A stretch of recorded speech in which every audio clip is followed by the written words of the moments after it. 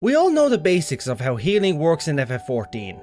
You cast a healing spell, it restores the target HP or some similar effect. However, in the lore of the game, healing has its differences and its limitations. This video will be exploring both of these as we compare healing in gameplay with healing in the lore of FF14. First, let's look at the resources required for casting a healing spell. For the healing classes and jobs we have in game, and all other casters really, they all revolve around a central concept. They act as a conduit, channeling aether from the environment through themselves, and focus it into spells using their specific arts. That is how it's represented in lore. As for gameplay, our ability to channel this aether is measured via MP, or magic points. This not only applies to standard healing spells, but to every other type of spell healers can cast. Channeling the aether of the environment is the standard and safe way of utilizing these spells. However, it is possible for the caster to use their own aether, the energy that makes up their own life force, as a source for these spells. Such acts, however, can be dangerous. Excessive use of spells like this can quickly exhaust the caster's aether, and if they use a stronger spell, such as Resurrection, it can outright kill the caster in the process. The spellcaster is constantly absorbing aether from the environment, which explains MP regeneration in gameplay. This process can be sped up via the use of certain skills, items, and even the equipment we wear.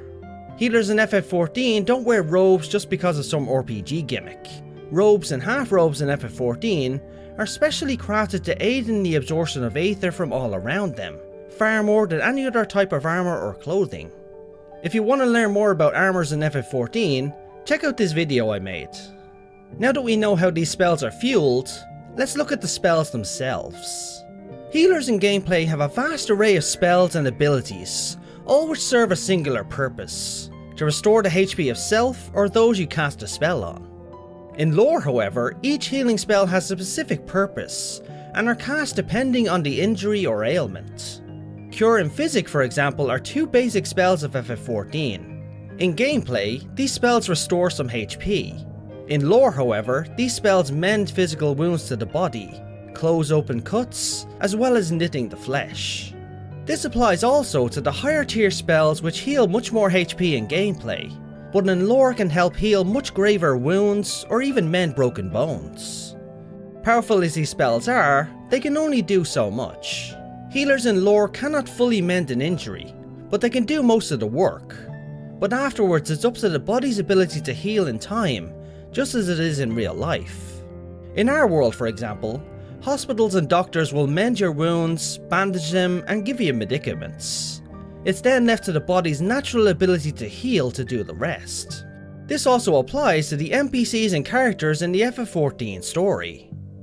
The spell Esuna is one of our most utilized spells in gameplay, and is capable of removing ailments such as poison, paralysis, blindness, and most other status effects. In gameplay, this is an instantaneous effect. Afterwards, we go about our business. Esuna in lore, however, has proven to be quite the potent spell, and does much the same as it does in gameplay. It can cleanse the body of most poisons, toxins, impurities, and maladies, both physical and to an extent mental. The footage on screen is a great example of Esuna's power, as seen during the Scholar questline. Here we see the use of Esuna to help 5 individuals. The first person is suffering from wounds that were mended, and is self-medicating via alcohol. Casting Esuna helps with the wounds, and also sober them up somewhat. The second person has issues breathing. It's not described what's causing the issue, but Esuna alleviated this ailment, and they could breathe normally afterwards. The third seems to have issues with their arm, likely weakness after an injury. Esuna quickened the healing of their arm's stamina, and they felt much better afterwards. The fourth and fifth cases are very interesting. The fourth person is suffering from insomnia, and feeling like somebody's watching them. Casting Esuna on this person seems to have cleansed their body and balanced their aether, a result of which was the expulsion of corrupted aether from their bodies, which manifested and we swiftly defeated. The fifth was a person who had their wounds mended, but they felt very weak and had low stamina. This seems to be caused by an aether corruption and was causing an imbalance, which in turn didn't allow their body to heal naturally. Esuna cleansed this ailment and balanced their aether, which again was expelled, manifested, and we thus defeated. These 5 cases of Esuna's use show the power of the spell itself, not only for an ailment of the body, but to an extent the ailments of the mind and also the ailments of the body's ethereal flow. However, Esuna, as great as it is, does have limits like every other spell. Casting on another person will help, but normal recovery will still be required afterwards to ensure the patient fully recovers. When it comes to things like blindness in lore, Esuna can only cure an ailment that causes blindness, such as a spell or poison, but even then there are limits. If a person was blinded by a physical injury, for example, healing it would depend on the injury's severity. If a person was born blind, Esuna cannot give them sight. There is no magic capable of this. Staying on the subject of Esuna and blindness, Y'shtola is a great example. She was rendered blind due to the side effect of her passing through the life stream. Esuna and other magics are unable to heal such an ailment due to its nature. Y'shtola did find a workaround by using her own body's aether to be able to see magically, but in a limited fashion, but it does enable her to see most forms of aether. But as I mentioned before, using heals or melodies with one's own aether can endanger the caster. This stays true for Y'shtola as well. The act of using her own aether to see is actually shortening her own lifespan. Now we get to the most powerful spells in gameplay, the act of resurrection, getting the fallen back on their feet.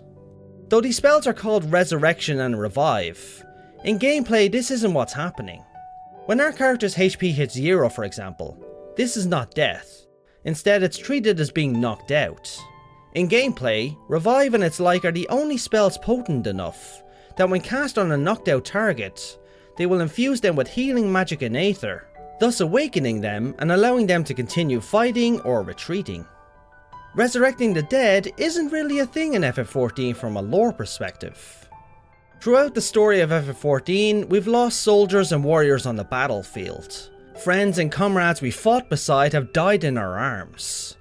But at no point did we try to resurrect them with a spell, because in lore this is beyond our power.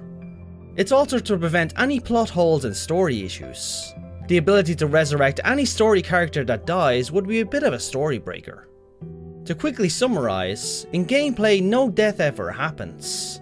Just being knocked out, and when we release, it's like an emergency lifestream return to the safety of an aetherite.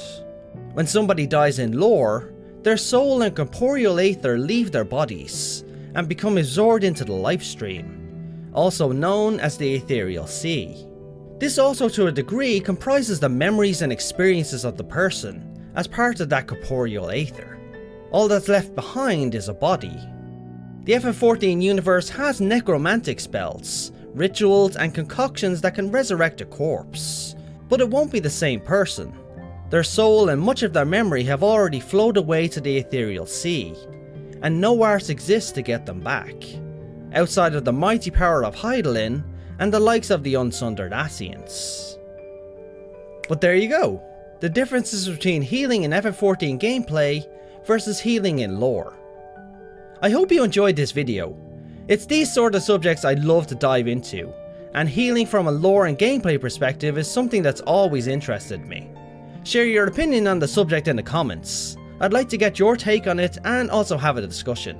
Hit that like button to show your approval of the video, and if you haven't yet, do consider subscribing, as I have loads of videos uploaded and I'll be uploading much more. Thanks all, and now, as always, have a good one.